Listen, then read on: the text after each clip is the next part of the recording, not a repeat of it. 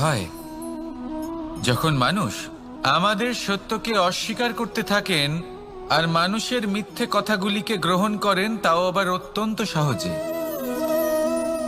তখন আমাদের খুব দুঃখ হয়, বড়ই ক্রোধ হয় মানুষের এই মানসিকতা নিয়ে। কিন্তু এটা জানা অত্যন্ত গুরুত্বপূর্ণ যে এমন কেন হয়। কারণটা কি আপনারই কি কোনো দোষ রয়েছে? কখনোই নয়।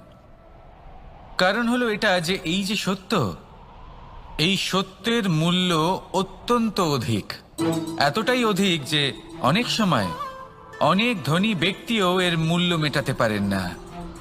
সেখানেই যদি মিথ্যের কথা বলি, তাহলে এর মূল্য অত্যন্ত কম। অত্যন্ত সহজে এই মিথ্যে সবার মধ্যে বিক্রি হয়।